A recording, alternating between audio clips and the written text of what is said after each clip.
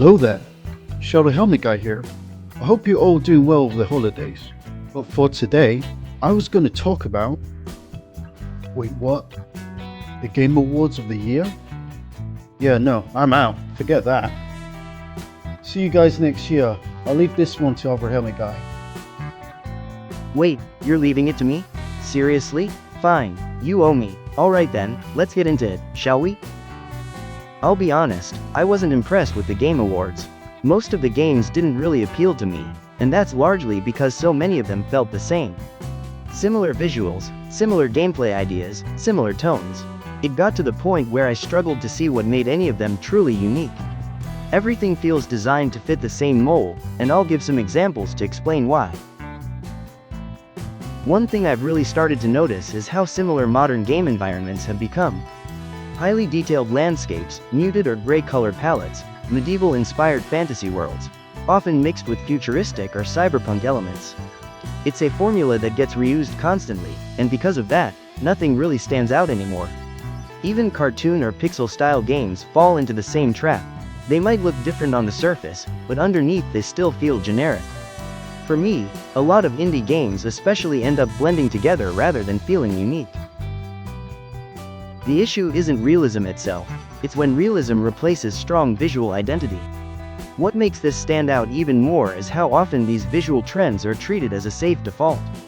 Studios lean into the same polished, familiar aesthetics because they're proven to work, not because they suit the game's identity. As a result, environments feel interchangeable rather than intentional. But when you look at games with a clear artistic vision, the difference is obvious. Take Xenoblade, for example. Its environments lean into a vast fantasy wildlife aesthetic that feels unique and instantly recognizable. Then there's Ultimate Spider-Man on the PS2, which fully embraced a bold, cartoonish comic book art style. Now, Batman Arkham is a strong example of realism done right. The realistic visuals work because they support its dark, gothic atmosphere. Even today, Gotham City still looks impressive because the realism serves the identity of the world, not the other way around. You also have projects like Fallout Bakersfield, which reuse the original game's visual style in a first-person perspective. It looks great and shows how older art styles can still feel fresh when expanded on creatively. And then there's Beta Decay, which fully commits to a PS1 era aesthetic mixed with a cyberpunk atmosphere. It doesn't try to look like everything else, and because of that, it stands out. When you compare all of these, it's clear that each one has its own distinct visual identity. That sense of identity is what makes games memorable, and it's something a lot of modern titles are starting to lose.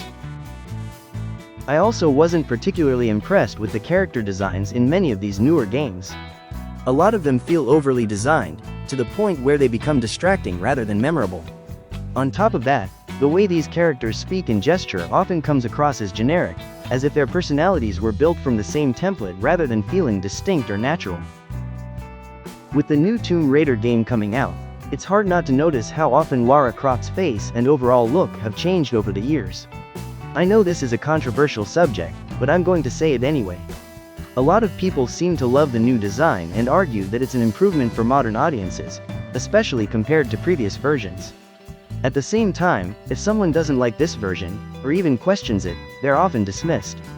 People are told their expectations are too high, or that they only prefer the older design because it was more attractive. Some are even made to feel like their opinion is outdated, as if they should simply accept the change and move on.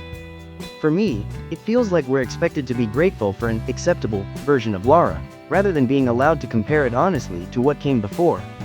The classic design isn't being used, and my concern is that once people fully accept the modern version, the older interpretations will slowly disappear altogether. That's a shame, because I'd argue that Lara's underworld design struck a strong balance. It felt modern, recognizable, and still true to the character. And if this approach keeps going, it won't just stop with Lara. More classic, well-established characters will be changed in the same way, not necessarily to improve them, but to gradually dilute opinion and encourage acceptance over time. Eventually, the original versions won't even be part of the conversation anymore, and that's something I think is worth calling out. But anyway, Expedition 33 ended up winning Game of the Year and quickly became one of the most hyped so-called independent games we've seen. And while I'm not taking anything away from the game itself, it's hard not to question the indie label when the project involved a large budget, well-known actors, and a level of production that goes far beyond what most independent studios can realistically achieve. It raises an important question about where the line is actually being drawn now. At what point does a game stop being independent and start becoming something else entirely? Because when that line keeps shifting, it changes how we define success, and who realistically gets to compete in that space. Most of the lineup didn't really interest me, except for one game. Gang of Dragons stood out, mainly because it has a similar vibe to the Yakuza series and Sleeping Dogs. What really caught my attention, though, was the protagonist. He has a much bigger, heavier build than what you usually see in games, and that alone makes it feel more unique, since you rarely get to play as a character like that. Star Wars: Fate of the Old Republic is coming out, and as someone who's played the original Old Republic games, it's still one of my favorite Star Wars storylines. There's already a teaser trailer, and a lot of people seem excited, and I get why. That said, I can't help but feel a bit cautious. In a modern context, things like writing quality, character design, and overall tone don't always land the same way they used to.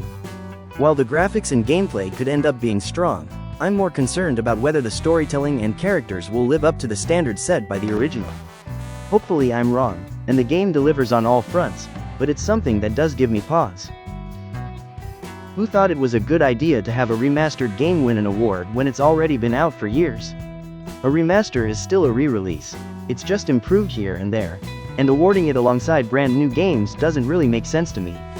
If they're going to keep doing this, then remasters and remakes should be placed in their own separate category, or even recognized in a different awards segment entirely. That way, they're judged on what they actually are, rather than competing with new releases. Because at this point, I'll be honest, I'd almost rather see an awards show focused purely on remasters and re-releases than watch them overshadow newer games. When that starts happening, it says a lot about the current state of the industry, and not in a good way. But hey, those are just my thoughts.